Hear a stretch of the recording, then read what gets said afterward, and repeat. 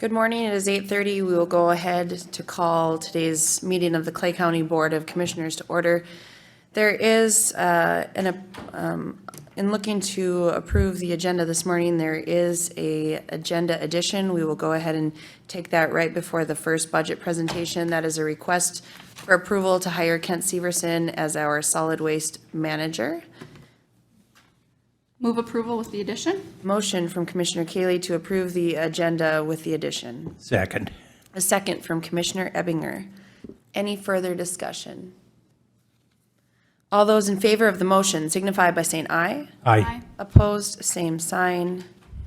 Carried. Citizens to be heard this morning. Are there any people in the audience wishing to address the county board on anything not on the agenda? Any citizens to be heard? There's no members of the public here to address. Steve, have you had any correspondence in regards to the online option? I have not, Madam Chair. Thank you.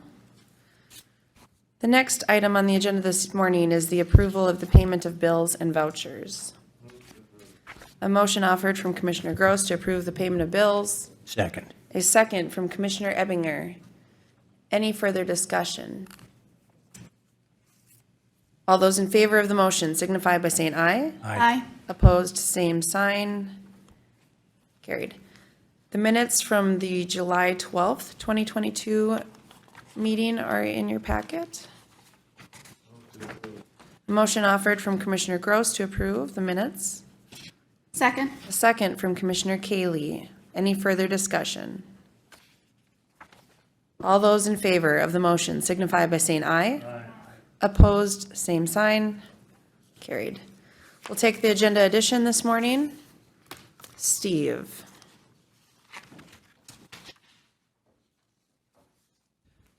Good morning, Madam Chair, Commissioners. As you mentioned early on in the meeting this morning, we are bringing forward a proposal to hire Kent Severson as our next solid waste manager. Mr. Severson currently is our Clay County Environmental Health Director.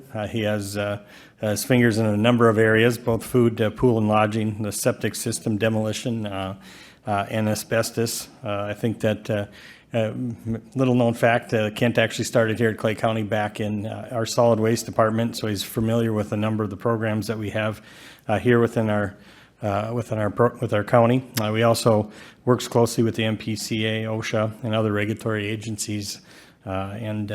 During his time here at Clay County, he's shown strong leadership skills, ability to get along well with the public, and for those reasons, the SWAC committee that was comprised of our two commissioners, Commissioner Campbell, Commissioner Mojo, and Darren, myself would bring forward Mr. Severson as the new solid waste manager. He does have a number of roles, as I mentioned. We're in the process of discussing how that would be best to transition. All four of the items that he has does require some additional training.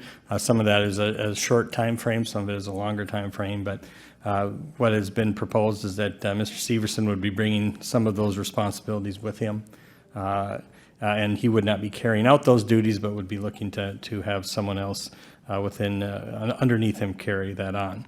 Mr. Severson has been with us for a number of decades here at Clay County, and so we would be looking at a proposal of grade 24, step 8, and we would be looking for him to start officially next week, and we would continue to work with public health and through the solid waste managers to transition those roles. With that, I conclude and pause for any questions. Any questions? Thank you. As noted, Commissioner Campbell and I were part of those interview discussions, and I think after retirements, it's often an opportunity to look at departments to see if what branches of different departments should fall within other departments and have close working relationships. So as noted, we will be working to figure out what makes sense to continue to have under the public health umbrella as needed by statute, but also what would maybe make sense to transfer into the solid waste umbrella. I'm not sure if a backfill motion would be appropriate at this point, just because there is tweaking to what is needed. I do know, just in my brief conversation with Kathy McKay, is that statute requires that food, pool, and lodging remain underneath public health, and so there'll be a need to replace the food, pool, and lodging portion of that. So if we could include that in any motion, that would be greatly appreciated. Okay. Any further questions? Well, there's a lot of moving parts in the solid waste department right now and a huge construction project. So certainly there's plenty of work to do, and we are excited to fill this position. I'll make a motion that approves the hiring and Okay, we have a motion offered from Commissioner Gross to hire at grade 24, step 8, with a backfill to cover the food, pool, and lodging piece as needed from public health. Second. A second from Commissioner Ebinger. Any further discussion? All those in favor of the motion signify by saying aye. Aye. Opposed, same sign. Carried. Thank you. Thank you. Budget presentation from the Soil and Water Conservation District, our manager, Kevin Kassenberg. I'm a minute behind, I'm sorry. You got it. You're doing well. Thanks.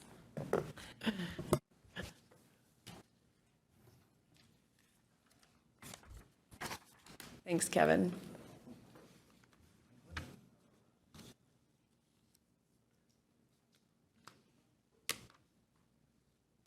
And we do have Paul Krabnot, who's a supervisor with the SWCD. First off, I'd like to thank you for allowing me in front of you this morning. It's always a pleasure to be here, meet with you, commissioners, and hard to believe how fast this budget time's come around. Right. Also, I'd like to congratulate Kent on his new position. I'm going to say that the whole combination of food service and septic system inspections kind of always kind of an interesting combination. But anyway, you've got a good guy there. He's a good guy to work with. First of all, I guess the Clay SWCD, we are a very small office. We have a staff of only 5, but we think we make a large impact on Clay County. We work with a lot of different entities, landowners, and different agencies. I did hand out a couple brochures, basically kind of showing some of the items that we work with in the county. On average, we work with about 400 different contact with landowners in the county, anywhere from providing no-till drill to tree planting services, handling weed complaints, and a bunch of other things you'll find out in our brochure there. How are we funded? We're funded through state grants, straight contracts, generally 2-year contracts, other grants that we apply for also. We're self-generated funds such as our tree program, as well as our no-till drill program, and through our county allocation through you folks, so it's very much appreciated. The 2022 legislative session, we had our association had an initiative called SWCD Aid. We had hoped to get that legislation passed to provide more stable funding for SWCDs in the state. That did not happen, as lots of things this last legislative session. So we're hoping that'll continue in the near future, but with this year's budget, the surplus, we had hoped that would have passed. Typically, our budget doesn't change much from year to year, relatively straightforward, pretty consistent with the programs we have. Our staff is, as I said earlier, a staff of 5. And for 2023, our request basically is showing an increase primarily from staff cost of living adjustments. Our board typically follows the county's lead. This year, I know with the 9 unions that are being negotiated, we never really did get a fine-tuned percentage that we're looking at. So I had actually talked to Darren, and he had given me a range. So that's what I plugged in this year. Also, health benefit package, assuming a 6% increase has been included this year. That's talking to our Lakes Country Service Co-op this year. Also, we're on a program where we upgrade computers every 3 years, and this year would be a year to do that. The 2023 would be looking at doing that. And typically, like everybody else has seen, our vehicle increases with fuel prices that everybody is experiencing. So those are things that primarily where our increases are coming this year. Also, for 2023, we're going to be looking at some office reorganization as we have a pending retirement coming this fall. And just what you had kind of said, maybe doing some office restructuring in Kathy McKay's office, we're going to be probably doing something similar. So I guess as time goes on, people get to retirement age. We look forward to that for all of us, hopefully. And the person that we're having leave is Craig Halverson, and tentatively he's looking at sometime in November. So he'll be a tough one to replace. Craig is not only a fun person to work with, but a good worker. So like I say, trying to find someone to replace him won't be so easy. So as always, we appreciate your continued support of our programs, and I think you guys are very much on our side. We appreciate that immensely. Any questions? Well, Kevin, we certainly, I know Commissioner Cayley and I are appointed to your board, but certainly appreciate the work that you do with the citizens that come in. And I know that was tricky during COVID and no face-to-face, but it's always nice to be able to recommend someone that has a question in regards to land practices or conservation efforts to your department, because you're so responsive. May I make one comment? Yes. Just one. And it's really just overall thank you to the whole board. Thank you to Commissioner Mojo and Commissioner Cayley for their attendance with us. But it's over the years, because it's coming to an end for me. Yeah. I just want to thank you that this commission board and the relationship we've had for so many years, the support that we had, and it's really going to show off as time goes on. Again, we talked about the SWCE aid. That push will continue. We'll see how the legislature turns out. But if that in some way or form is approved, that's going to bring almost 50% more money from the state for our projects in this area, and it's huge. So we'll continue to work toward that, and I'll keep you updated. So. Right, and in talking to other commissioners around the state, the partnership that we have with Clay SWCD is not the norm statewide. It's unfortunate because this board just values having the local control of those practices, and so it is helpful for us to work so closely with you. And it's unfortunate that other counties, for whatever reason, don't delegate it that way. I do have a question in regards to practice. I know, and I'm not going to have the name of what exactly the initiative was, but a few years ago, MnDOT had approached farmers on problem intersections in regards to winter drifting to leave a row or two. And I know we talked about that. Where are those discussions? Is that something, I know our highway department finds that so beneficial to catch some of that snow before it starts drifting early on. Some of those living snow fence projects that we had talked with MnDOT, we actually had a few plantings. We also have a few of the snow fence, the actual plastic fence that they've put up. There's a NRCS I know is working with a few spots along Highway 10, kind of in the Holly area right now. They're getting some landowners involved there. But as far as the leaving of a crop such as corn rows, those type of thing, I really haven't heard if MnDOT still has that program available, but we'd be happy to dig into it a little bit to see if that would be something that would be still offered to landowners and to promote it a little bit. But Right. like I said, there was a big push a couple years ago, just what you're saying there, Jenny, that trying to get living snow fences. We had hoped to maybe get some tree plantings out there, not only for beautification, but also for wind control, snow control, as well as pollinator habitat, a lot of that. A lot more upkeep, a lot more maintenance with trees, and that definitely I think is something that maybe shied landowners away from doing that. But the snow fence portion seemed to have caught on a little bit, so those are good things that MnDOT is doing.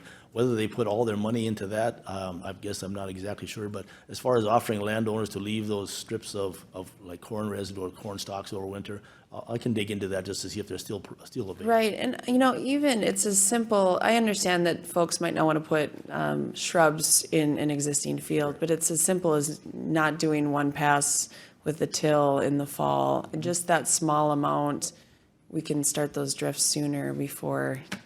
And I appreciate that you'll go back to discuss that with them. It might be something we want to reach out to Justin at Highway again, and he can identify maybe 10 spots throughout the county that are really a problem, so we can have those discussions. Be happy to do that, yeah. Okay.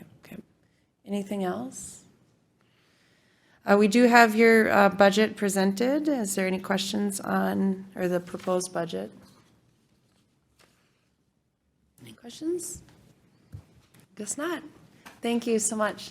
Thank you very much for your time, guys. Yeah. Our next item on the agenda is the budget presentation from our Planning and Zoning Department, our Planning Director, Matt Jacobson. Good morning. We do have your sheet. Good morning, Madam Chair and Commissioners. Thanks for having me. So, the Planning and Zoning Department, our mission is really to protect the health, safety, and general welfare of citizens in Clay County.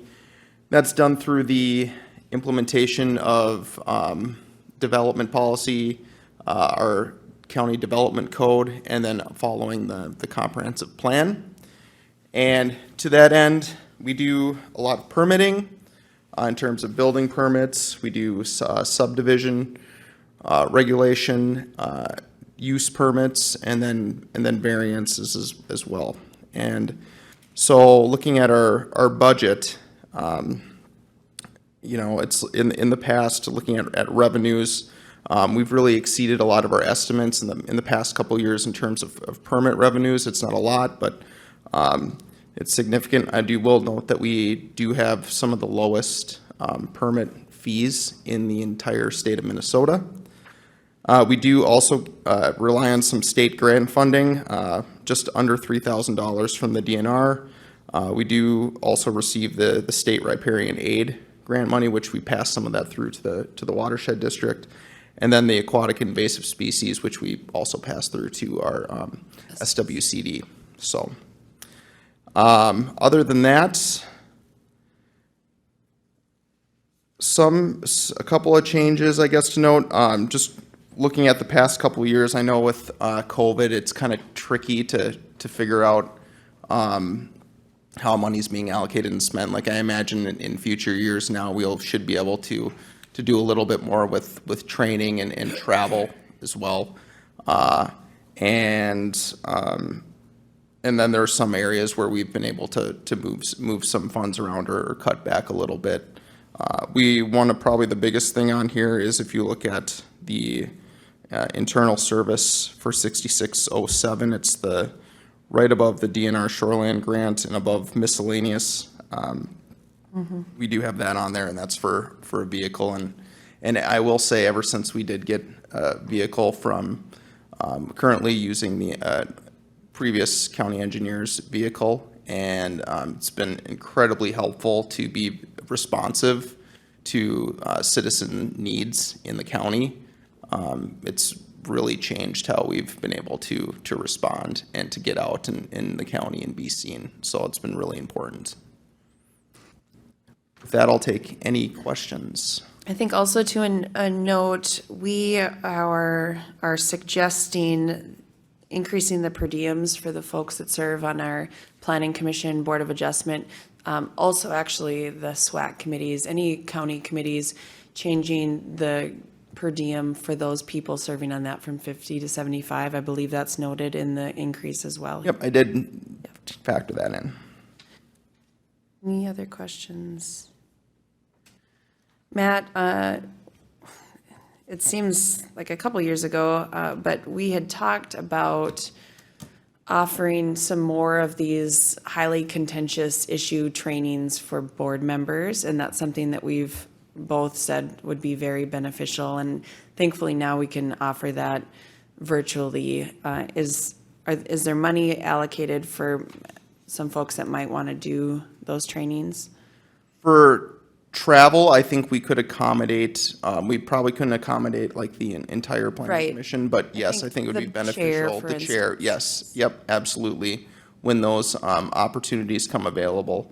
I know in the past too, we've had like Seal Strauss from the DNR come in and do floodplain and shoreland training. That was maybe 2 years ago. And then we've also had some solar training as well. And then there are some but limited virtual offerings. There's, for the Board of Adjustment, for example, there's a virtual webinar on variances that all new and Board of Adjustment members participate in. And we try and do that once a year as well, just as a refresher, but always on the lookout for more opportunities. Okay, thank you. Questions? All right, well, Excuse me. yes, About Commissioner, additional training, didn't MCIT. MCI teachers come out with a brochure that we can train? There's additional training available. They, That's on the. they did send a pamphlet out to commissioners. I'm not sure if you were available, but MCIT will be offering some training as Excellent. to these issues. All right, I'll have to look into that, so thank you, that's great to hear. Great. Well, I know we certainly appreciate, I think, part of the direction with your department as we changed it a little bit was to be out in the field more, to be on the ground, responding to folks' concern. So I also think that the vehicle piece has been important and a valued asset. Anything else? All right. Thanks, Matt. Thank you. We are ahead of schedule, so I don't believe we can do the public hearing yet. Can we fill some time with committee reports? Is anyone ready to do so? Commissioner Gross? Does that work? Okay. Last Tuesday, I attended the legislative update from our representatives and senators. They gave some good reports on what was going on and what was not going on, I guess is what the report probably was, but they gave a good report on everything and a lot of good questions on what's happening down there. Also, Tuesday evening at the Planning Commission meeting, there was 5 variances that we went over, and they were all approved. They were, I guess probably I'm not quite ready.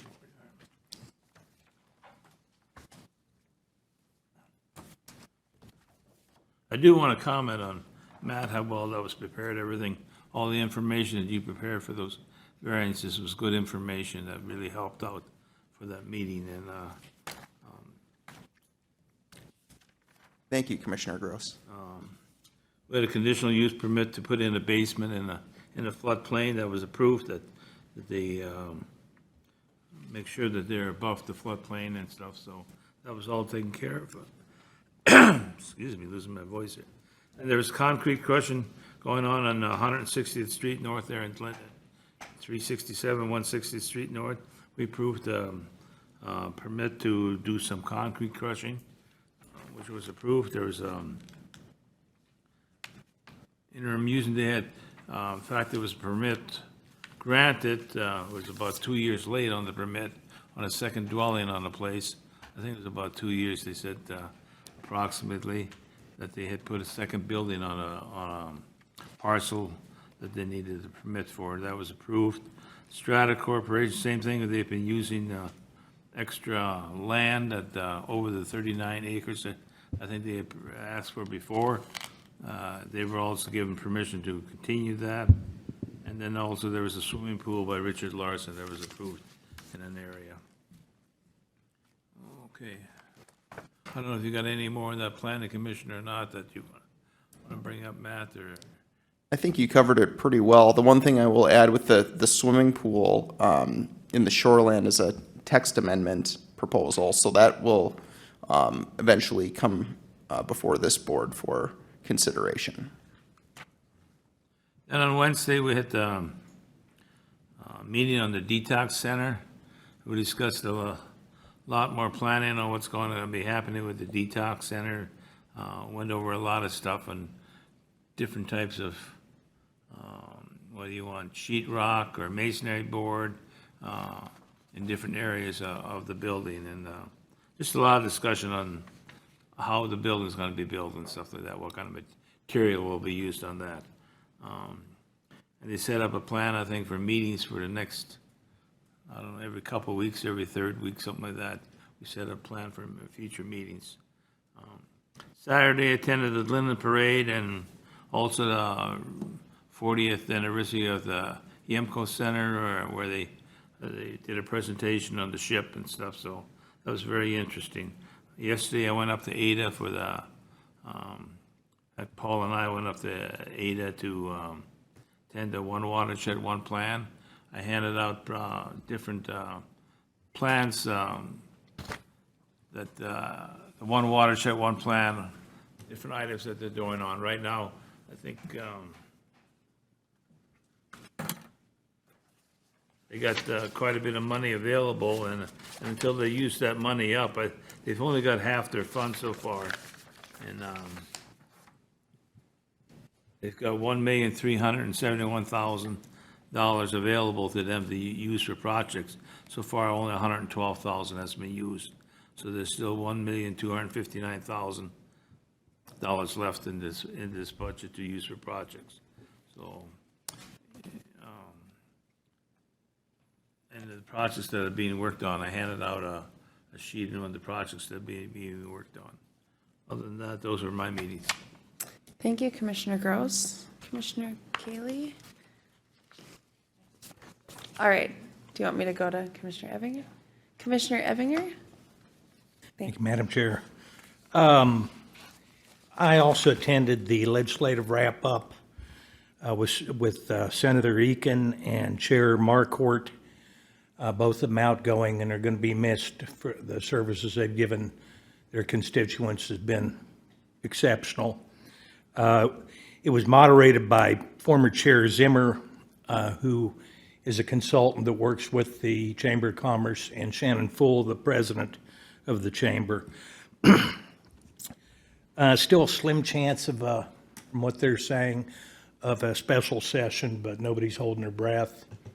And as Commissioner Gross indicated, a lot of the discussion was what didn't happen. And hopefully they did identify areas that they would like to see as a focus in the next session. Unfortunately, both of them won't be there, but there's a lot of work to get done, including a bonding bill. So we'll see how that develops. Thursday, I attended virtually the Clay County Substance Abuse and Suicide Coalition meeting. Jennifer Ilyich from First Link presented discussing the new 988 system. First Link is a responding agency for our area through the Red River Dispatch Center. Gave an update. They are currently unable to, they don't have the proper staffing in place for text and chat, but within 2 years, they hope to have that established. And it'll take about 2 years to collaborate with 911. I don't know if that's an issue with the North Dakota side. It is an issue with us because that is another thing that died in the omnibus bill, that we currently don't have funding and don't have legislative verbiage appropriate for those transitions. And it's something that's kicked down the road and is going to have to be handled in the next session. Karen Pfeiffer from Creating Community LLC gave a presentation on reinforcing positive messaging involving substance use. Jason McCoy is at a conference this week, and so he wasn't there to do the presentation. Sort of interesting, the thing that I came away with was the disparity in some of the surveys they've conducted. 85% of the students in Moorhead High are not drinking, don't drink alcohol. However, they think that about 64% of their peers are using alcohol. So their perception of alcohol use within their own school is about 4 times over what it should be. Just kind of an interesting thing. They're trying to lead with more positive messaging. Faye, I believe, was Seidler, is an LGBTQ plus advocate, and she talked a very similar concept on this. There's bad messaging put out as youth try and deal with LGBTQ questions, and she gave a presentation on that.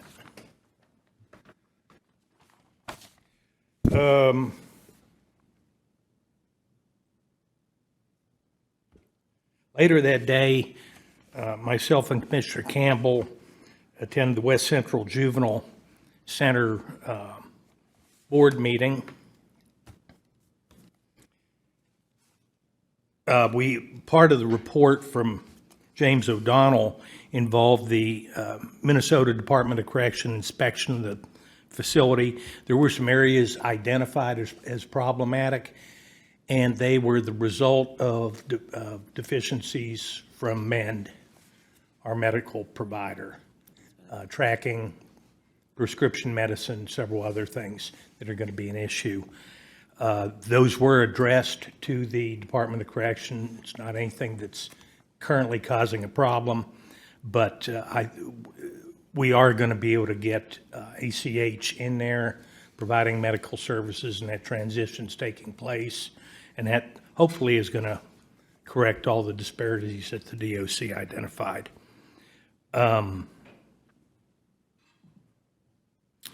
We do have in the budget a review of that. We're going to have to do a little bit of a rethink, I think, on the 2-year look back. It is not adequately reflecting either the needs or the use for a couple of the major, or at least one of the major participants in this otter tail. They are currently doing a new initiative, and they're not using the facility to the extent that their current 2-year look back is displacing a lot of the costs of the facility on the other partners. And we're going to have a discussion on this. We're going to see about possibly developing a minimum buy-in. You know, if you're going to be part of the coalition on this, you're going to need to have at least a minimum cost every year to maintain a facility. We use the analogy of a country club. You know, you're going to have to pay a certain amount of money whether you use it or not to maintain the facility. But that's going to be an ongoing discussion with the other partners as well. We'll keep you informed. And then yesterday, I attended the Greater Fargo-Moorhead EDC and the Chamber's Regional Workforce Strategy presentation over at NDSU. It was led by Joe Rasso and Shannon Full from the EDC and the Chamber. And it was a presentation by Ted Abernathy of Economic Strategy out of North Carolina. He and his team has done a very comprehensive look at our workforce issues here in this area. You know, it's kind of a good news, bad news situation. We're really doing well when you compare us to the national averages. We've got a 39% increase in workforce over the last 10 years as compared to 19% in the overall U.S. Labor force. But we also have a growing economy and population here where we need even more. And he came up with some of the things that are going to be initiated by the Chamber. And I think fueling our future is going to be a topic for discussion for us in the upcoming months. And that concludes my report. Thank you, Commissioner Ebinger. That did get us to past 9 o'clock for our public hearing. There's a petition from Jason Gehrig for the rezoning in section 21 of Tansem Township. Mr. Jacobson, good morning. Make a motion to open the public hearing.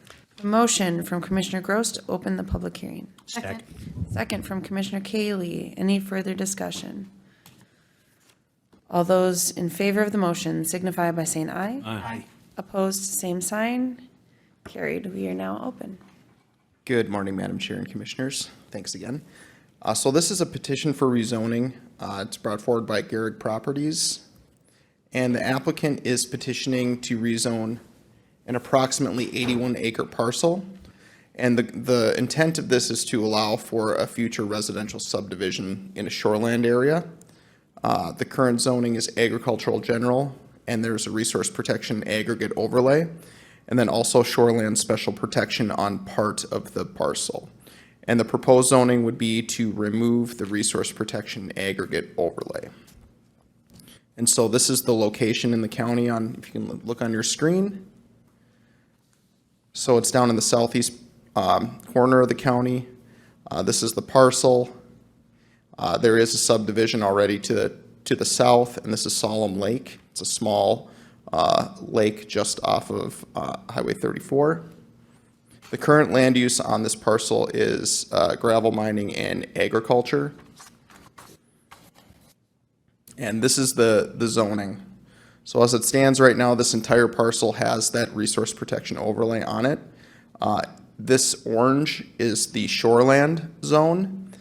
Aggregate mining is currently not permitted in the shoreland zone, but yet it still has this aggregate overlay on it. And we had previously talked about systematically going through and finding areas like this where there's some contradictory zoning with this particular overlay zoning district and making changes to those. So right now, right now a subdivision would not be permitted just because of that aggregate overlay.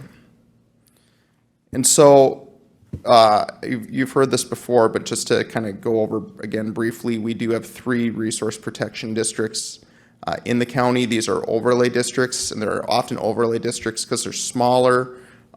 They don't always follow parcel lines. They follow more resources in the county, and the whole intent of these overlay districts, they overlay a base zoning district, which is usually agricultural general, and the overlay districts protect specific land uses and resources. And in this case, the resource that's being protected is the aggregate resources.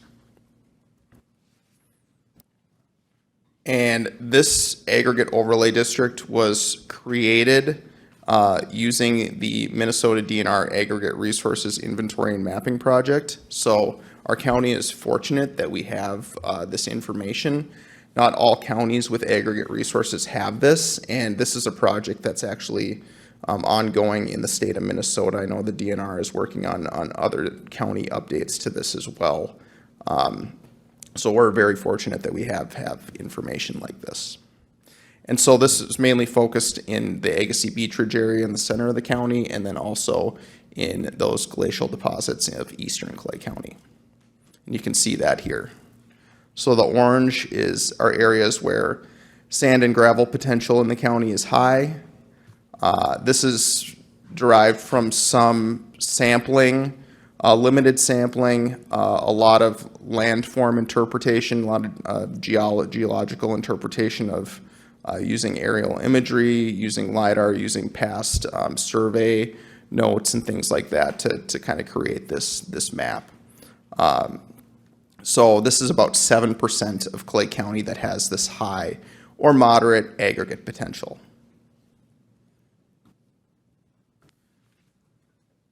So some rezoning considerations, that removing this aggregate overlay on the property would not result in the loss of access to aggregate resources in the shoreland district, as I mentioned before, it's prohibited.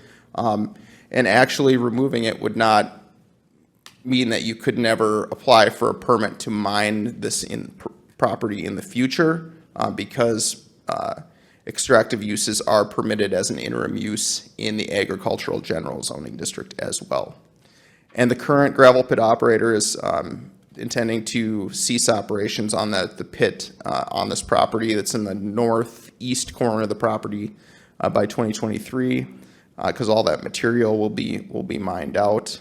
Has that been communicated by the company or the applicant? It has been communicated by the company through the applicant in a letter. And then the applicant is also the property owner now as well. So the DNR estimates that the aggregate potential on this property is high, but it looks like, according to the current gravel mining company, they've prospected the entire parcel. and have not found any significant deposits that are worthy of further mining. I think it's mainly a lot of sand and not so much gravel or rock or stone.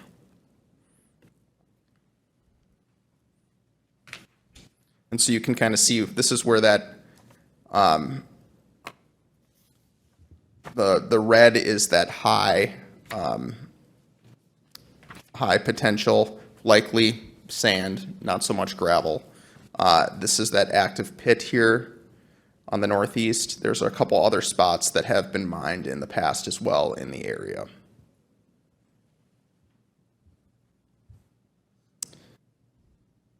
Other thing that I will mention with this proposal is if this is approved, the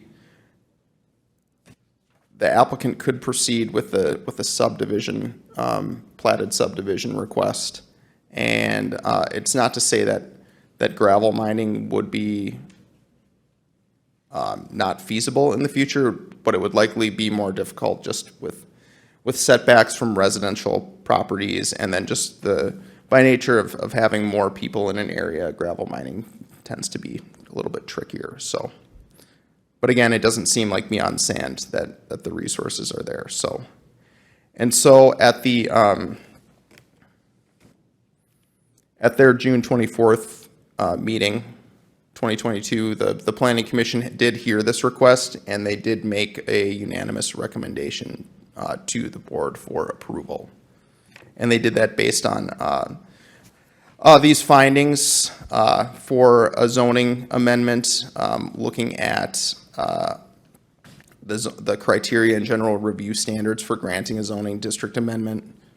They did, and that's in your packet as well. Okay. Any questions for me? Any questions? Any questions? And you're not anticipating the applicant to be here? The applicant did say that he was going to be here, but something must have Okay. happened. Any members of the public wishing to ask questions? Any members of the public? Do you have any correspondence from people wishing to address this piece? Yeah, Madam Chair, we just had a couple questions from property owners to the north, just kind of asking general questions about what this would mean. But no one attended the meeting, or no one offered any public testimony at the Planning Commission meeting. Any other questions to be heard during the public hearing? Okay. Board? If there's nothing else, we'll need to close the public hearing. Move to close public hearing. Motion from Commissioner Kaylee to close the public hearing. Second. A second from Commissioner Ebinger. Any further discussion?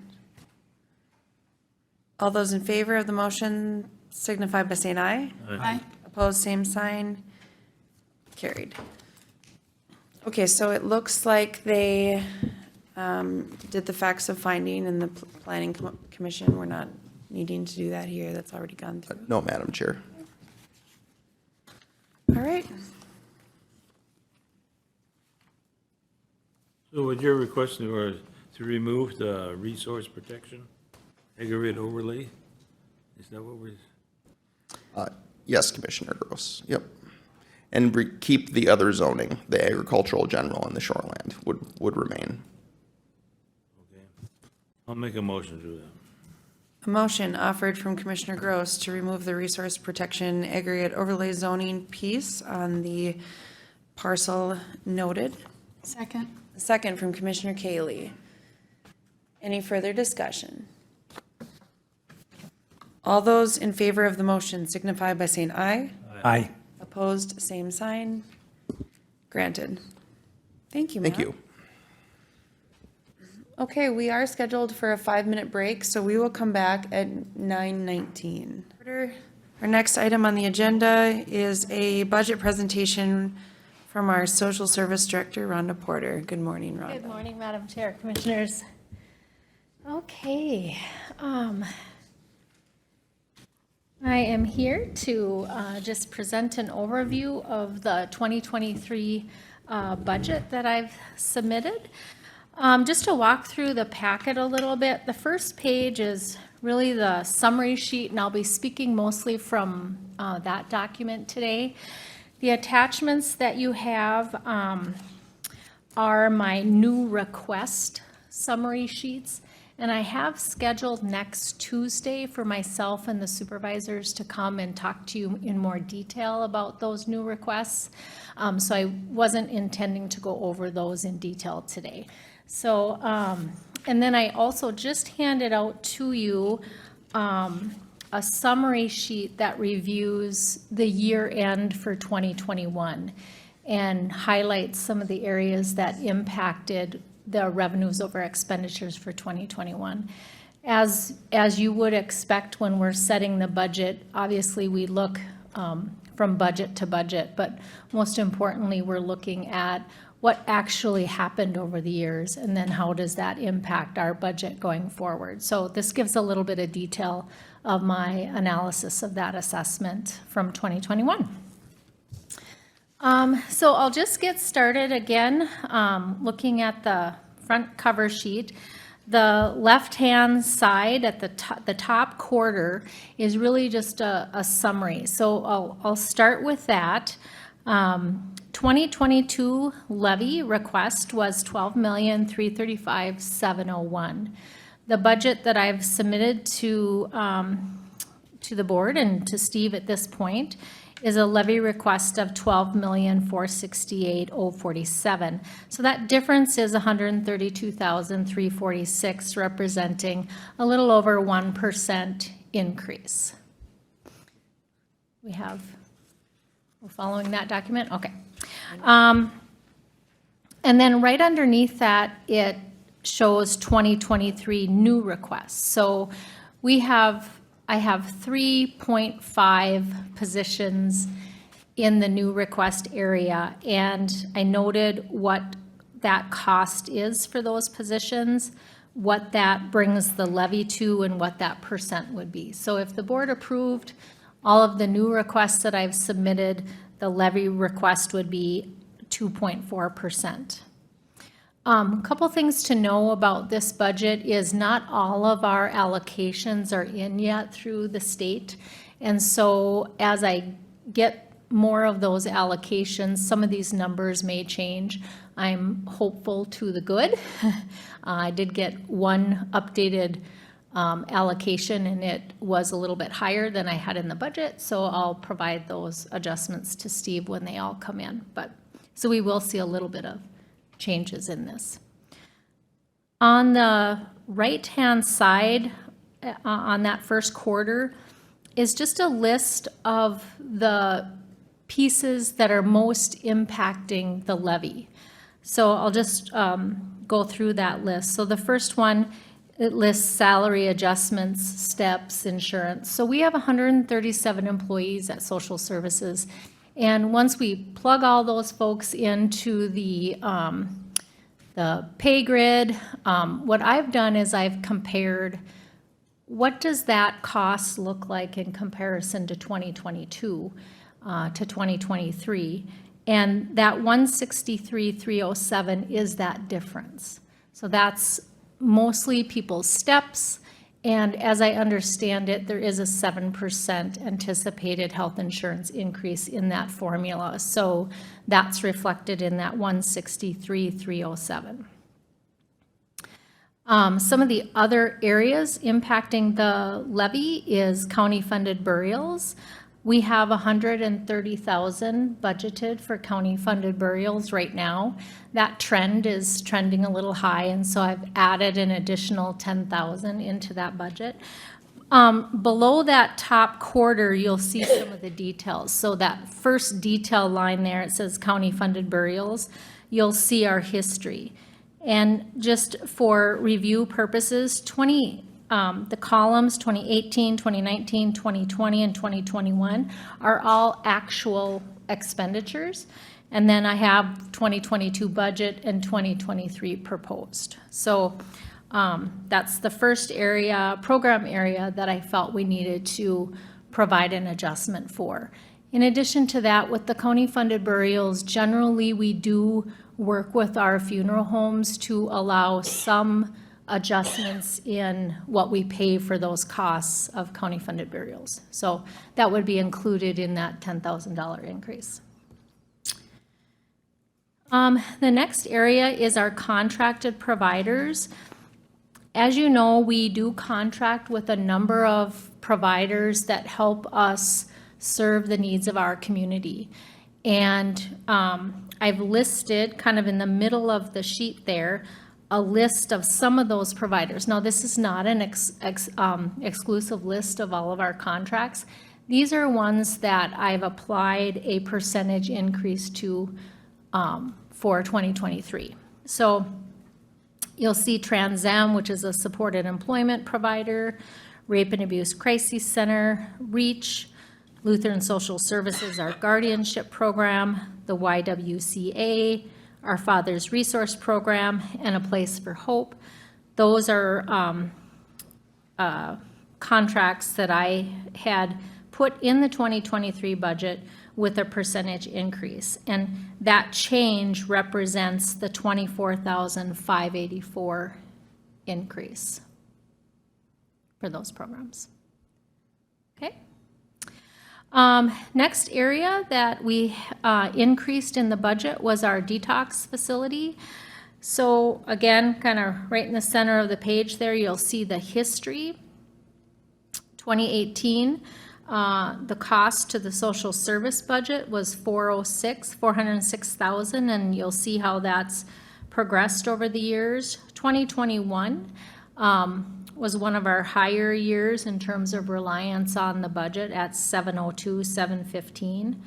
So the request from Public Health for 2023 for detox is $704,125. So that represents $142,156 increase over 2022 contract. So that is the increase there. Now, they did include potential revenue for withdrawal management that they started here in July. So, you know, again, this will be an area that we'll follow over the next few months to see what that revenue looks like and to see if there's any potential changes to this budget item. Next area that's impacting the levy is our adult mental health and commitment hold orders. I did increase that budget by $64,000.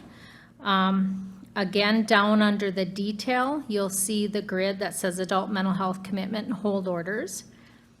You'll see our actual expenditures there over the years, and you'll note that in 2021, we had quite a hefty expenses in that area. This relates to one of the new positions that I'm requesting, which we'll go over next Tuesday, but these are costs for adults who may be civilly committed or under Rule 20s that are in state-operated programs or perhaps at Prairie or Sanford under mental health hold orders. And this amount represents the county share or the county cost for those folks. We had one individual in 2021 alone that was about $150,000 based on their status in the state-operated program. So one individual or one situation can really throw this budget out of the water. So I don't budget in this area from, you know, what happened just in one year, kind of look at trends, kind of weather the storm a little bit because sometimes we may have a lower year. But I felt it might be appropriate to add a little bit more in this area to accommodate for the numbers of folks that we're serving. So that's the $64,000. We did have some revenue decreases, and I'm speaking up at the top again on that right-hand side. Revenue decreases of $129,334. Now, some of these revenues we're watching, as I said before, not all of the allocations have come in, so some of these we're watching to see if those can be adjusted upward over the next couple months. But again, based on activity and history, it was appropriate to adjust some of those. Next area that's impacting the levy is the building rent for child support. So as you know, we moved from first floor to fourth floor this year. And I had presented to the board that eventually, when it's all said and done, that increase in square footage would be an impact in the child support levy request for that building rent. So that's what that $8,849 is, in comparison to what we were paying on first floor to what we're now paying on fourth floor going forward. And then we do have two areas, well, it's actually more than two, but they're a bit lumped together, that we were able to reduce or increase in revenues to positively impact the levy request. Some purchase service decreases. So the second to the last grid lists some service areas that are client fee for service. So depending on who we're serving, the provider will bill us for that service if they cannot bill insurance or other third-party programs. These areas, as you would expect, in 2020, 2021, 2019, where we were dealing with COVID, really were impacted. They were not out in the community seeing people face to face. So significant decrease in some of these program areas as a result of that. People weren't getting into treatment. Treatment facilities were kind of closed down, keeping the clients that they have. So these areas, I felt that looking at pre-COVID, so if you look at 2018 in that list, in 2018 for these programs, we spent $631,338. So the 2023 proposed brings that a little in line, more in line with what we were doing pre-COVID. I didn't bring it to, you'll notice it went to 534, 359, 317. Those, I don't anticipate we're going to be spending, that significantly less. But I do feel that the trends in these program areas pre-COVID, if we weren't dealing with COVID, would have stayed that pace. So I did reduce those program areas, and I've talked with all of those providers in terms of billing fee for service by $228,266. And we can do that without impacting client services based on our history and their ability to bill. So that's a summary of those reductions. And then we have, again, going back up at the top, we have some grants and other revenues that increased. So even though I had some revenue decreases of $129,000, we had some increases of $154,000. So they kind of balanced each other out a bit. So that's kind of the summary. The piece also that I wanted to highlight is the very last grid at the bottom, the out-of-home placements.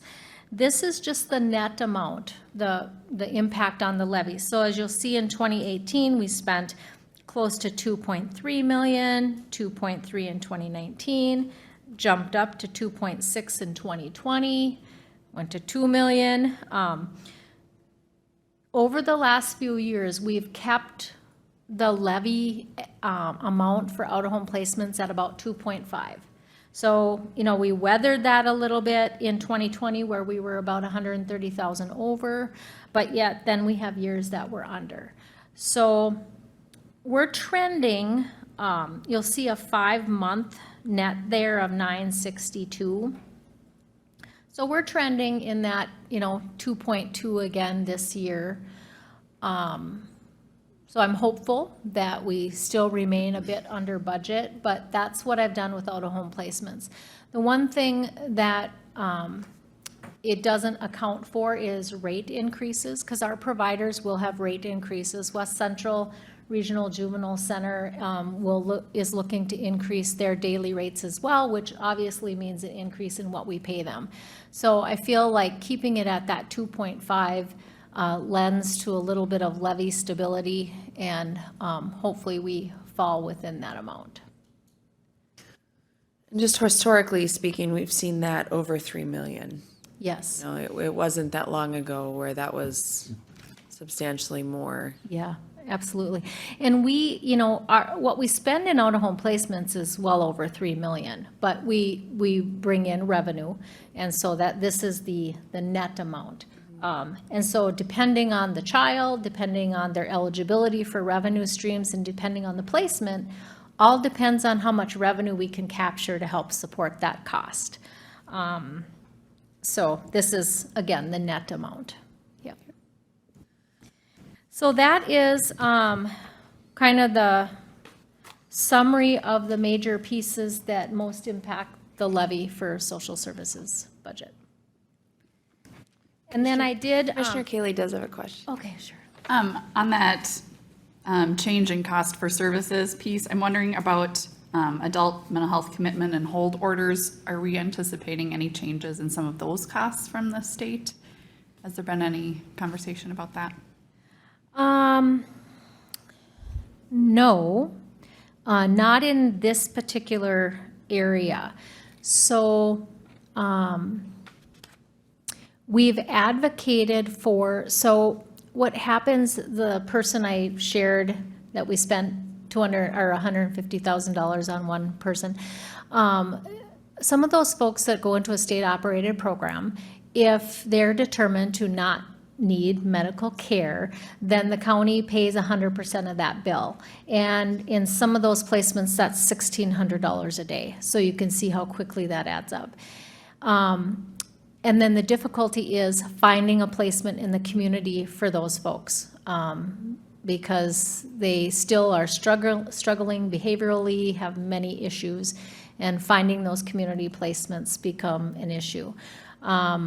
We tried to address through our MAXA Association some legislative changes to help with those costs relative to counties, but really did not see the needle move at all this last session, as you have all heard. So this is an area that we continue to address with the state, and not only just our costs in those facilities, but building community infrastructure for these folks to go from more of a hospital level of care to a more community-based setting, and something in between, because they're not quite ready for community care when they're getting out of the hospital. So it's a huge issue. It is a huge issue. Right, continue.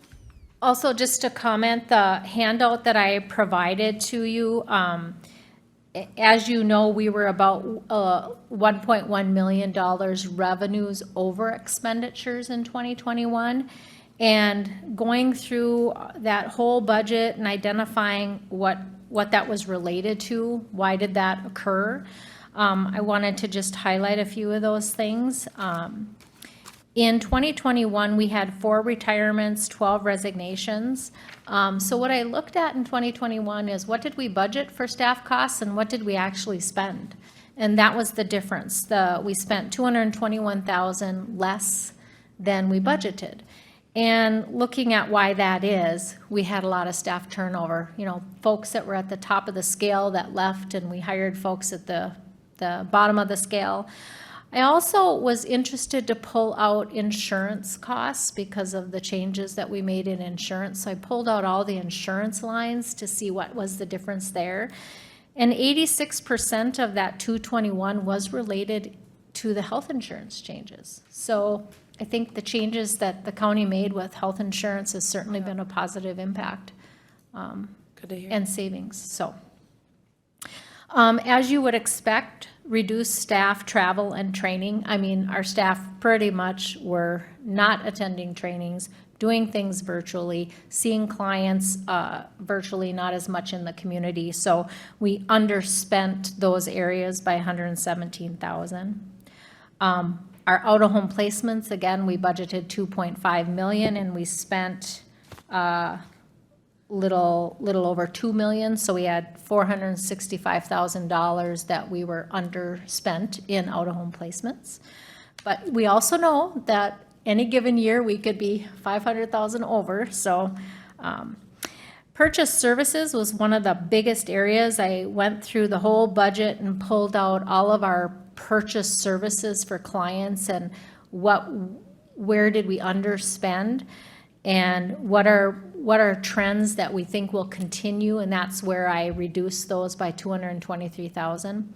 But then also, what are program areas that are not gonna change? Just because we underspent during COVID years, we know that that spending is gonna come back to those levels. That's why, obviously, I didn't reduce purchase services by 823,000, because we know that that's not gonna continue.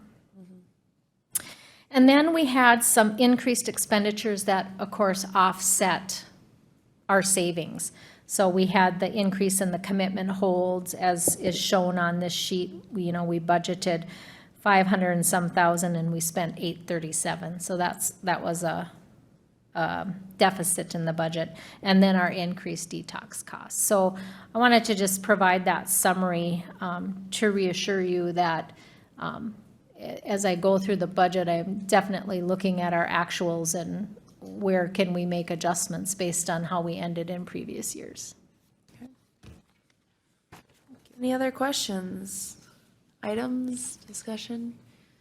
We did discuss some of the new requests at the PIC committee last week, and I know that we'll have further discussion on those pieces Yes. coming soon. Yep, I scheduled 2 of them for next Tuesday, and then the third one will be the following Tuesday. Right. Anything else? Thanks for your time, Rhonda. Thank you.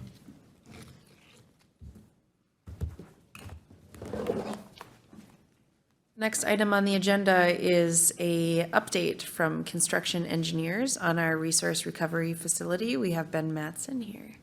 Good morning. Plug in on that. Should be good to go.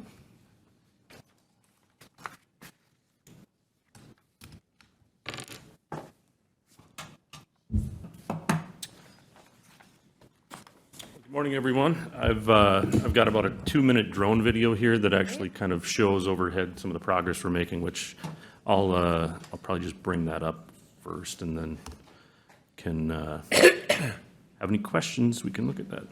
We can run through them. So I will just play this here. There's some happy little music that goes along with it. So Wow, it's going fast.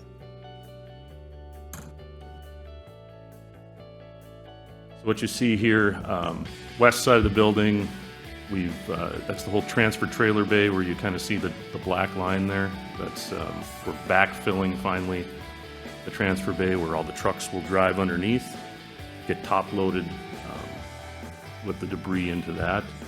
You kind of see a big white area in the middle of everything there too. That's all the geofoam we've talked about. That is now in place underneath the floor, so there's gonna be an 11-inch thick concrete slab there that'll cover that in the next month or two here, once we get to that. Beyond that, inside the building itself now,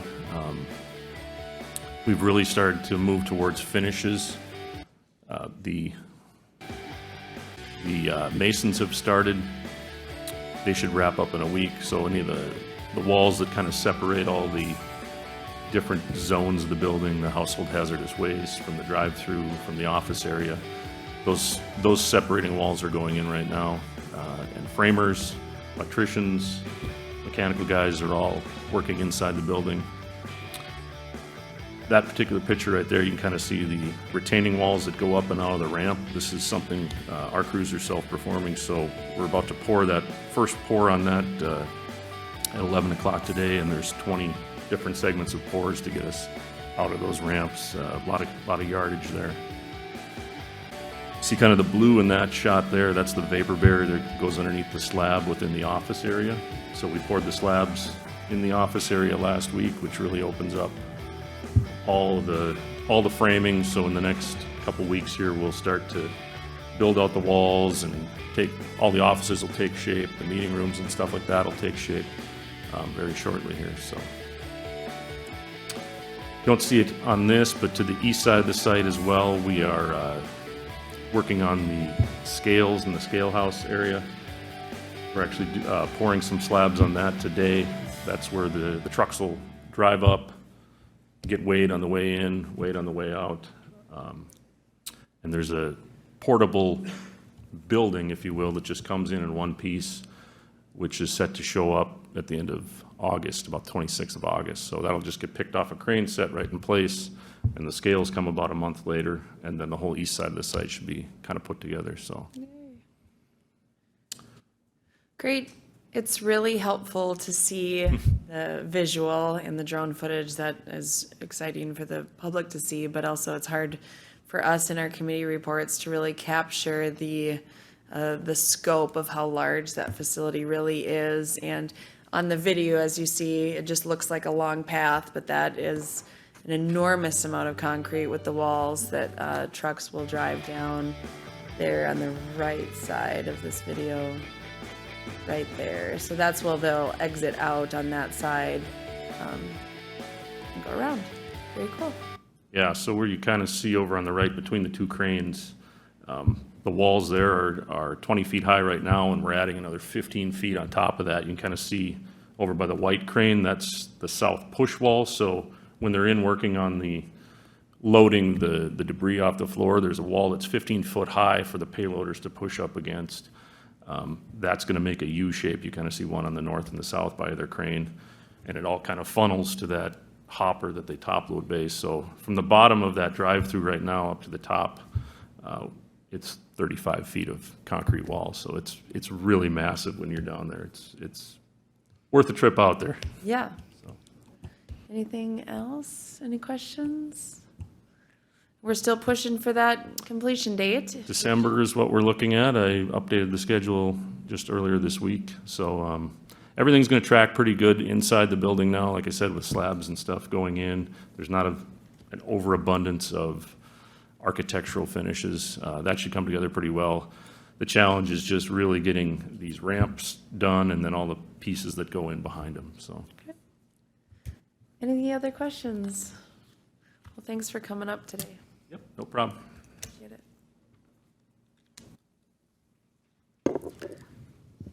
Our next item on the agenda is a discussion regarding bunker panel requests for the salt and sand projects. I love how you always wait till I give the title of it, and then it's like you just swoop in. We have our facilities director, Joe Olson, with us this morning, and our highway engineer, Justin Sorum. Yes. Good morning, Madam Chair, board members. So this would be, I guess we're going to, a few weeks ago, we did approve to go ahead with the joint project with the City of Moorhead, MnDOT, and Clay County to construct a salt sand tent project. And that was under the capital improvement funding. And basically what we've done here is the City of Moorhead and MnDOT actually worked together and got the necessary quotes for the bunker panels. And the whole goal here, I think, when we talked is they really had a hard time separating out their material. So basically be one big pile, and each entity, I think, would pick off a side, but, you know, kind of just merge together.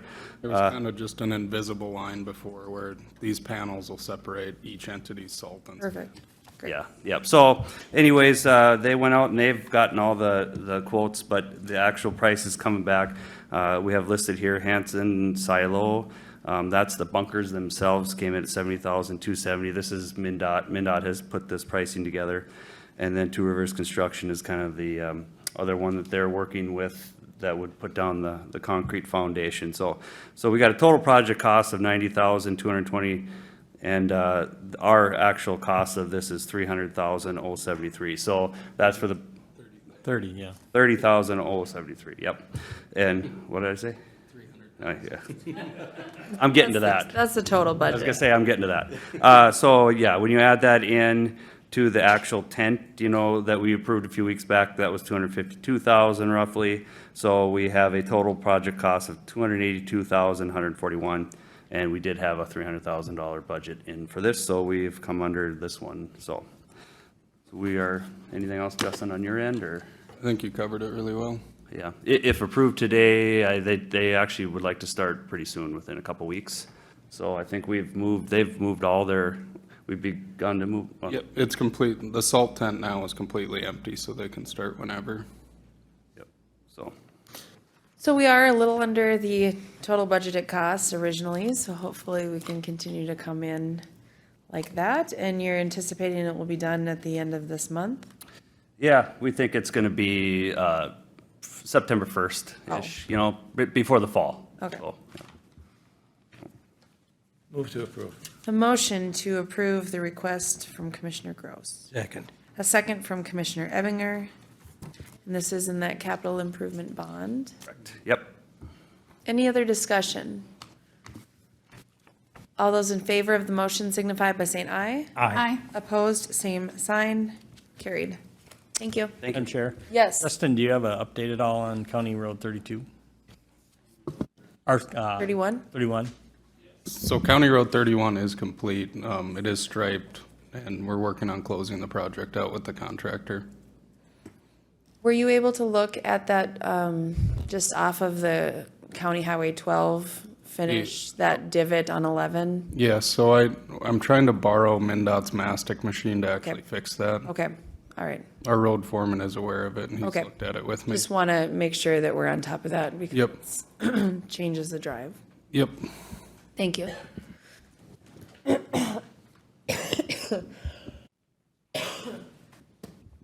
Thank you. Commissioner Kaylee, do you want to give your report? Yes, thank you, Madam Chair. Tuesday, the 19th, we had our Adult Mental Health Local Advisory Council meeting. Lots of new attendees came. That was great. Solutions gave a presentation on the scope of their services, what's new. We've been working on highlighting an agency at each one of those meetings, and it's really great to hear what all the different services are that our mental health providers are offering, and to compare what's going on in all those different agencies. So that was great. We also spent some time just really walking through what the mission of the local advisory council is in depth, so that any new folks attending would have a good understanding of that, and if that meeting is something they want to continue to attend. On Wednesday, the Historical and Cultural Society of Clay County Board took a road tour to Winnipeg Junction and the little village of Dale and the Holly Shipyard. Mark Peel, our archivist, offered commentary through that little tour and our business meeting about all these different places. Winnipeg Junction is a site where local students have been working on an archaeological dig, and it's great hands-on experience for them, and also is contributing valuable information for our historical society and universities as well. I just want to say thanks to Mark Peel. That man knows every inch of this county and all of the stories behind it, and so it's really fun to be on the road with him, because he'll just point in every direction and say, over here is where this happened, over here is where this happened. One story he shared about Dale was the little village of Dale had 5 bachelors living there. That was the extent of the population of Dale. It was 5 bachelors. And that's why they're extinct. Yep. All that's left is a shed. But it hit the national news that there were these 5 bachelors in this little town of Dale, and they were inundated with marriage proposals via letter, and one of the gentlemen actually did end up getting married. So that was an interesting tidbit. Thursday, I attended our West Central Initiative EDD board meeting. I was elected vice chair of that group, and we had a presentation on the climate action plan. So West Central Initiative is contracted with Pale Blue Dot to create a climate action plan. There was a survey that went out. I don't know if you guys got that in your email or not, but the survey went out to a variety of community leaders and stakeholders and community members to just get a feel for what people are concerned about, what they're experiencing. And there's a survey being done on greenhouse gas inventory to set baseline data. So as they want to set goals in the future for reducing greenhouse gas emissions, we'll have some baseline data to start from and compare to. A draft plan of that climate action plan is projected for the spring of 2023. We also approved the EDA revolving loan fund to be continued. In the last year, there were 26 loans given out of that fund.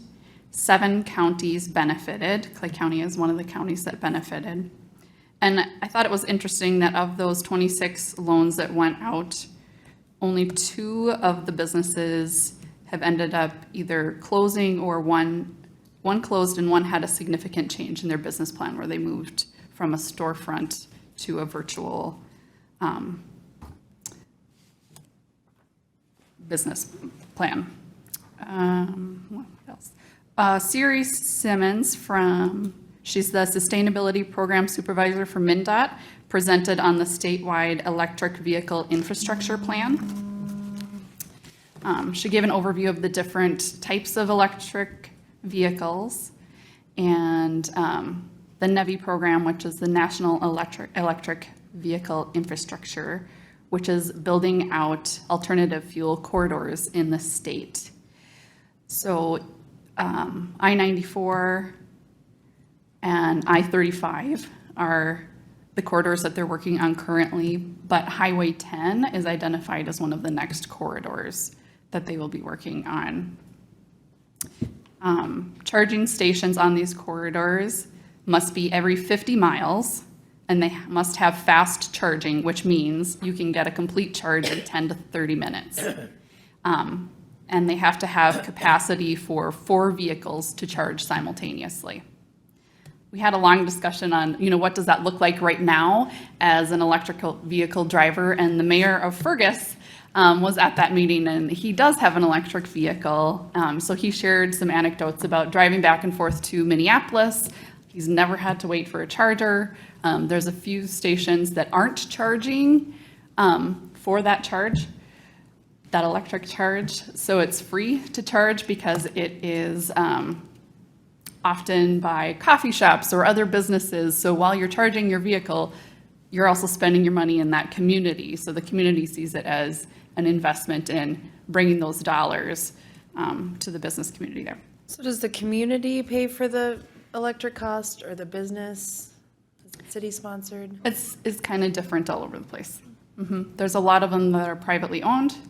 Some of them are, municipality owned. I also got to drive the mayor's electric vehicle. Thank you to him for that opportunity. It was really interesting. If you've never driven one, you get in, you sit down, you push the button, and it's dead silence. So the only way you know that the vehicle is on is that the lights are on. And it was very zippy too. I was thinking that, maybe it'd be a little like driving a golf cart, but no, that vehicle has a little oomph. So thanks to the mayor for letting me have that experience. Greater Minnesota Partnership gave a legislative update. And we've all heard a lot about those legislative updates recently, but one thing he did note that I wanted to share, because I don't know if others knew this, but the frontline worker money that is in the process of figuring out who actually is getting that from the folks that have applied. When that was first proposed, there were 2 sectors that were identified as, yes, these folks absolutely need to benefit, and that was healthcare workers and childcare workers. But at the end of the day, what happened is if you were an at-home childcare provider, you did not qualify for those dollars because you were seen as an employer, not an employee. And I think that's a travesty. So that's that. Saturday, I also attended the ribbon cutting for the new ship gallery exhibit at the Historical and Cultural Center of Clay County. It was in recognition of the 40th anniversary of that voyage. Great celebration. There was a fair number of the original crew members there. and they had printed up an old vintage T-shirt, and so some of the crew members were signing T-shirts, and they got to get aboard the ship again, and they gave a talk that afternoon. There were hundreds and hundreds of people there. It was really great to see the building full and the excitement in there. So thank you to all those that worked on that new exhibit. It's beautiful, it's interactive, and I encourage you to go out and check it out soon if you haven't been there. On Monday, we had an insurance committee meeting. As we've noted before, the VIVA accounts are moving from Further, our previous carrier, to a new company, WEX. And the administration fees and everything are going to be the same. We're hoping that will be as seamless as possible. Of note, though, there will be a transition period. So starting August 22nd, the transition begins with a blackout period, and that just means you won't be able to access your funds for a short period of time.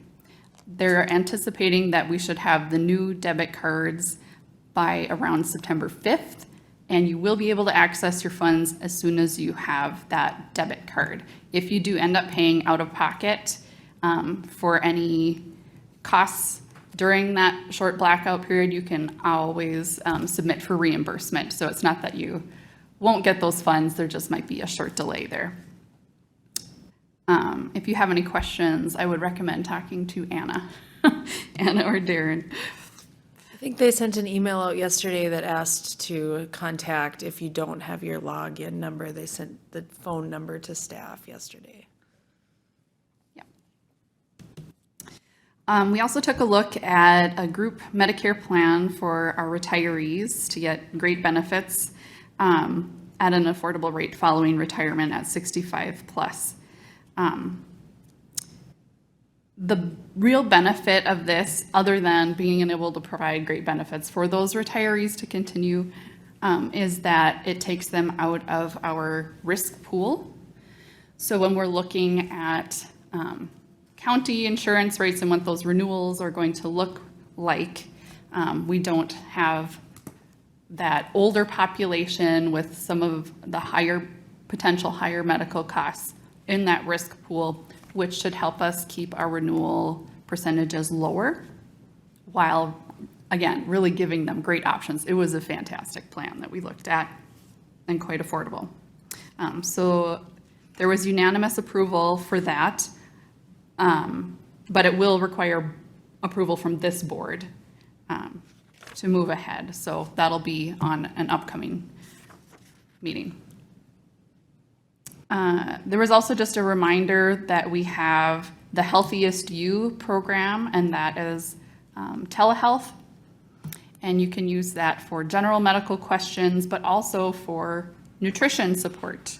So if you want help working out a nutrition plan, maybe you're pre-diabetic, maybe your cholesterol was high and you just want to work with somebody to make a new plan or find some alternatives, that's free. So make sure that you're using that. You can use it for dermatology, and you can also use it for mental health. And I know getting into mental health providers or dermatology, there can often be a substantial wait locally, but you can be connected to a doctor in days. Anecdotally, for one of my family members, we used it for dermatology, and we had an answer and a prescription in under 24 hours. So excellent. It was going to be like 6 weeks to get in otherwise. And that concludes my reports. Thank you. Great, thank you, Commissioner Cayley. Last week, I attended a PIC committee meeting with Commissioner Campbell. We did have discussion on those social service department potential new hires or requests that she will come back to the board and discuss. We had a withdrawal management detox committee meeting with Klein McCarthy, our architect. On that, as Commissioner Gross discussed, he covered that quite well. Before that, though, we did have a meeting, interview with Kent Severson in regards to the solid waste management position, and then after that, had discussion in regards to the solid waste budget process and crafting that. The afternoon of Thursday, we had discussion and a pitch for potential partners through our detox crisis facility. Hopeful that we can work with community partners to add as much vital programming to that new facility as possible. Certainly, it benefits all of us to make sure that we're working together on that. The afternoon, I attended a MetroCog Policy Committee meeting. We had general business on that, a public comment opportunity. No one did address the board, but did have a amendment to the 2022-2025 TIP plan.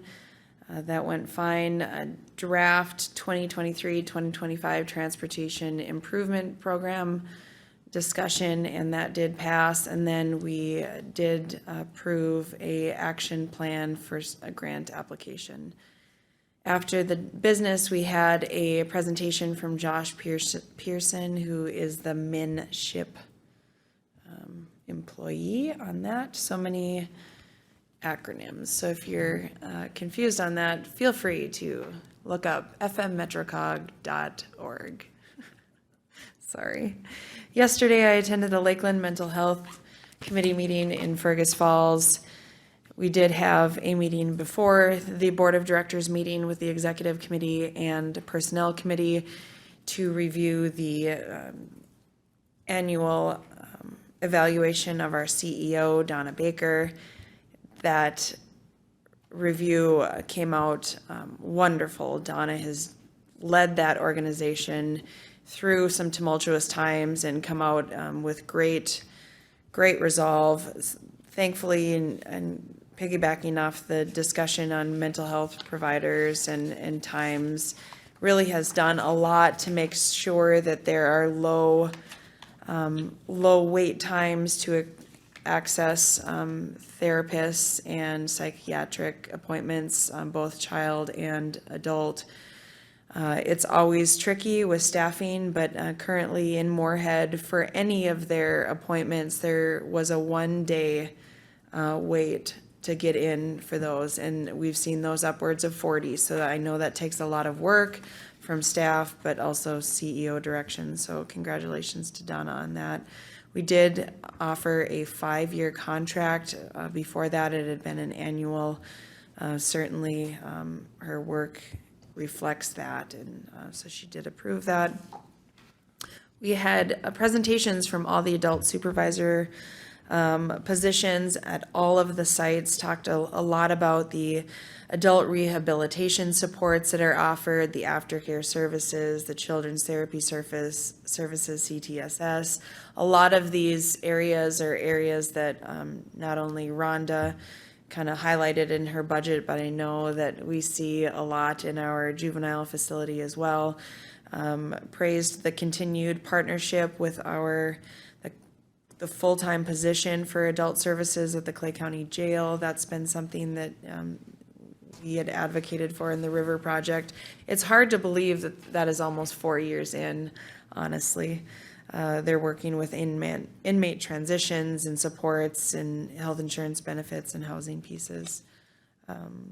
So that concludes that report. And then yesterday, I also attended the construction meeting with construction engineers on the transfer station. Thankful to Ben for coming forward with the drone video on that. And we did approve a change order in regards to the footing depth of the stoops for the foot entry. Making sure that we are, because there's a high water table over there and the frost obviously is an issue here, making sure to address that. I think that's all my reports. Mr. Larson. Thank you, Madam Chair. Last Tuesday, participated in the PIC meeting. Rhonda Porter alluded to during her budgets. We spoke completely about the social work department new requests. That day also participated in a regional city administrator meeting, and I want to thank Peyton Mastera for including me in with that group. We talked about workforce challenges with the, I guess, somewhat surprise of the THC legislation of how cities are dealing that internally, and also looking at their budgets and potential COLAs with some of the challenges that we have. That afternoon, I participated in the legislative update session. We have Commissioner, Madam Chair, has talked with the legislators, and we're going to look to have them sometime in later August, mid to late August, come in and provide this board an update, if we can make that happen. On the 20th, again, met with Mr. Severson in regards to the solid waste manager position, and also discussed the budget. After that, in the second meeting, on the 20th, participated in the substance use crisis facility, our first design meeting, just kind of an update for the board. Troy Amundson and Joe Olson have been working on the RFQ. It's been reviewed by Mr. Leeser in the county attorney's office, and they're going to be moving forward with the advertisements, I think, for next week. And so we'll get moving on that. On the 21st, participated in the community partner meeting that Commissioner Mojo mentioned in regards to the cheapers. I want to say detox, but we're not saying that anymore. The substance use crisis facility. And so again, that was a very, very positive meeting. Hopefully we'll have some more reports coming out in the future. On the 25th, participated in the building maintenance budget. Again, I think one of the things, just to prepare the budget, prepare the board a little bit, going back to 2016, we've added the law enforcement center, the correctional facility, they expanded the juvenile center, we have the government center, the new storage unit, the DMV, and Joe hasn't added any additional maintenance or full-time custodial positions. And so you may be getting that pitch next budget discussion. Participated in the insurance committee meeting that Commissioner Cayley has done well covering. I think we have a 7% cap this year.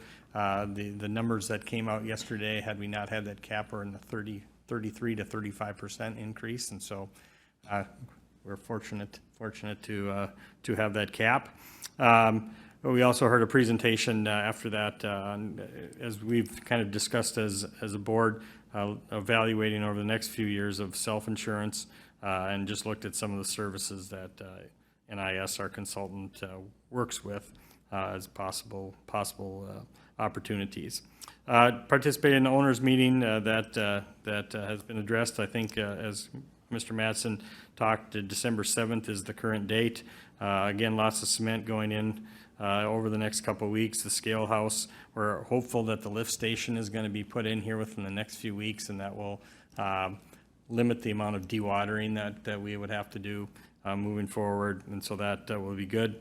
Participated yesterday in the regional workforce meeting that Commissioner Cayley, Commissioner Everger have spoken on.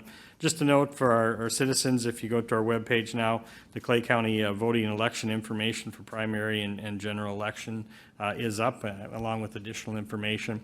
It's going to be important for our citizens to understand that both in-person and absentee voting is going to be shifting to the government center for the upcoming election, and will not be here at the courthouse. I know that some of you have noted during the GIS update, Mark Sloan talked about a correctional promotional video that was being put together that went live yesterday on Facebook, and so I think they just did a great job of highlighting working in our correctional facility. Also, just a quick heads up, we're talking with Carrie. They're down about 7 corrections officers right now. They have a number of applications that they're sifting through. They have 7 that are in training in addition to that, and so they're very happy that they're hopeful they're moving in the right direction there and getting all those positions filled. We talked a month or so ago, STS had a temporary crew leader And they've done some really great work that we've highlighted. Andrew Hansen is the permanent STS crew leader, and he will be starting, or has started now. I just wanted to touch base on the blackout and moving from further to WEX. In addition to the HSA and the VBAs, it's also important because under that, we have employees that have their flex spending for their daycares, and also medicines. And so from that standpoint, we do have the ability to order multiple months with medication, that they're anticipating that gap could be up to 2 weeks. And so it's important for our employees to kind of try to factor that into their budgets as that date arises. And also, I think I had some conversations with commissioners. I did not receive the invitation, but there's an upcoming restorative justice training. Is that next week? Tomorrow. Oh, tomorrow. Which, by the way, did more than 2 of us get that invitation? It is in my. Okay, are you going? And so that's why I guess I wanted to bring it up. Yeah, I guess she had asked, I don't know if she's asking people to speak or. It looks like it's going to be a discussion. Okay, so I think that's valid to have, but it's probably too late to Yeah, our issue would be is that to advertise. publicly advertise that. Okay. Come and went, so we probably should have. Right, let's talk offline because I mean, somebody will have to shift and making sure we don't leave Michelle hanging on that piece. Or one in Moorhead, one in Holly, who's doing what? Okay? Yeah, okay. And that concludes my report. Okay. Also to note, the office support for the extension office, it was not successful to fill that, so that is reposted if anyone's interested in that piece. Mr. Leister, do you have anything? Nothing this morning, thank All you. right, thank you. Colleen? Okay, we are adjourned.